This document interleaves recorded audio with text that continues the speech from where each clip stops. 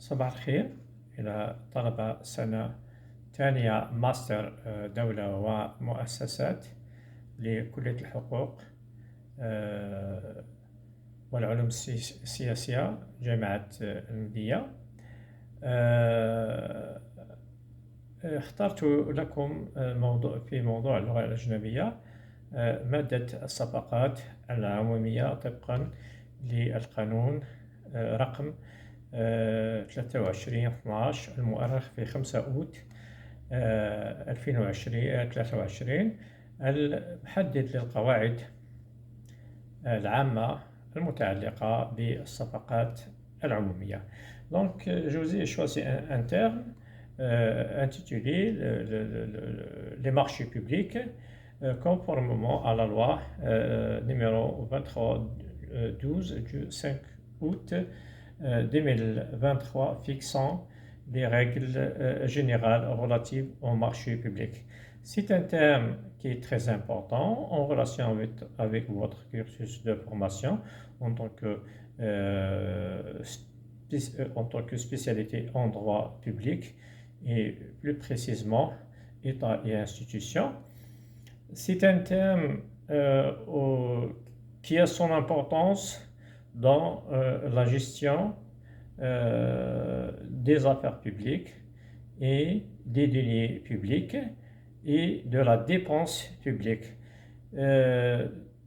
Chaque institution, chaque État, tout l'État ou bien ses institutions, ils ont toujours besoin, et quand on parle des institutions, y compris les collectivités locales, quand elles ont un besoin, ce besoin est exprimé sous forme de cahier de charges, doit être satisfait par un contrat. Ce contrat est bel et bien réglementé par cette loi.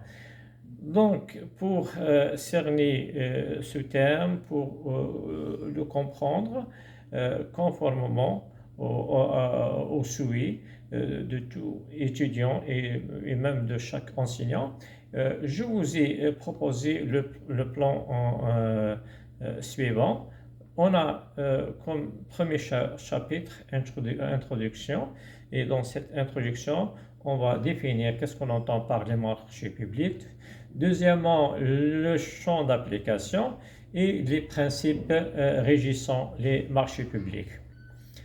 Le chapitre 2 sera consacré au mode et procédures et objets des marchés publics. Lui-même est composé de 3 sections. La première section, c'est la section intitulée procédures spécifiques. Deuxième section, autres procédures spécifiques. Troisième section, objets. Chapitre 2, mode de passation des marchés publics. On a la règle et l'exception, et le chapitre 4 sera consacré à la protection pénale des marchés publics en examinant deux délais, à savoir le délai des avantages injustifiés dans les marchés publics et la section 2, le délai de corruption dans les marchés publics. إذن اقترحت لكم أعزائي الطلبة مخططا أو خطة للسيطرة على هذا الموضوع، موضوع الصفقات العمومية، وهو مهم جدا سواء بالنسبة للدولة أو المؤسسات، ذلك أن الاحتياجات يعبر عنها من خلال دفتر الشروط، والتعاقد يكون طبقا للإجراءات المحددة في هذا القانون. واقترحت عليكم الخطة التالية. المبحث الأول كمقدمة، وهي يتكون من التعريف ومجال التطبيق ومبادئ الصفقات العمومية.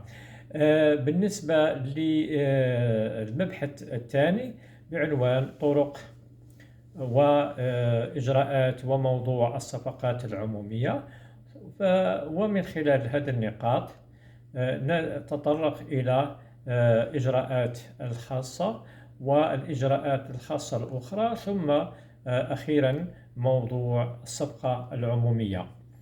في المبحث الثالث نتكلم عن كيفية إبرام الصفقات من خلال القاعدة والاستثناء، وأخيرا المبحث الرابع ونخصصه للحماية الجزائية للصفقات العمومية من خلال نقطتين مهمتين أو مطلبين: جنحة منح امتيازات غير مبررة في الصفقات العمومية، وجنحة الرشوة في الصفقات العمومية. إذن هكذا يكون طريقة العمل من خلال الخطة التالية. Donc, pour le chapitre numéro 1, on va examiner l'introduction. L'introduction, à travers la première section, on va examiner la définition. La définition elle a été donnée par la loi, c'est la loi numéro 2312 du 5 août 2023 fixant les règles générales relatives au marché public, et la définition elle est la suivante, c'est-à-dire c'est une définition qui a été donnée par la loi. Les marchés publics sont des contrats écrits à titre onéreux par l'acheteur public appelé service contractant avec un ou plusieurs opérateurs économiques appelés partenaires contractants pour répondre à des besoins de services contractants en matière de travaux, de fourniture, de services et d'études dans les conditions prévues par la présente loi et par la législation en vigueur. Donc, ce qu'il faut retenir de cette définition, c'est qu'il y a des termes juridiques assez importants, à savoir c'est les contrats écrits. Donc, un marché public, c'est d'abord un contrat écrit. Donc, on ne peut pas imaginer un marché public passer verbalement ou par insinuation ou tacitement. C'est toujours un contrat écrit, c'est-à-dire que la volonté des parties, elle est matérialisée par un support écrit. Ce contrat est passé à titre onéreux. Onéreux, c'est-à-dire il y a une contrepartie. Il y a une contrepartie, c'est le contraire de contrat à titre gratuit, comme les donations. Les parties au contrat sont d'abord l'acheteur public. L'acheteur public, qu'on appelle communément service contractant. Bien sûr, ça c'est le premier acteur. Deuxième acteur, c'est les opérateurs, un ou plusieurs opérateurs économiques qu'on appelle partenaires contractants, c'est-à-dire c'est un partenaire avec qui on va réaliser un projet. Et le terme ici partenaire, il a sa noblesse, c'est-à-dire que l'autre partie, c'est un partenaire avec qui on réalise un projet qui répond, bien sûr, ce projet, c'est quoi? C'est pour répondre à des besoins du service public, pour répondre à des besoins du service contractant. Donc le service contractant, ou bien l'acheteur public, il a besoin de services en matière de travaux, en matière de fourniture et en matière de services et d'études. Voilà l'objet d'un marché public, soit les travaux, soit les fournitures, soit les services, soit l'étude. Eh bien, ce contrat qui est passé entre deux acteurs, à savoir l'acheteur public ou bien service contractant avec un partenaire, ces partenaires que le législateur qualifie d'opérateurs économiques d'une part, et même il les qualifie aussi de partenaires, sont généralement des entreprises, que ce soit des entreprises individuelles ou des entreprises qui ont une forme sociale, c'est-à-dire les sociétés commerciales.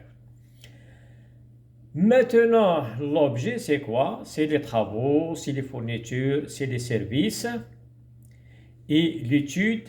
Donc, il y a 4 domaines: travaux, fournitures, services et études. Maintenant, ce contrat, il n'est pas laissé au hasard et il est encadré par la loi.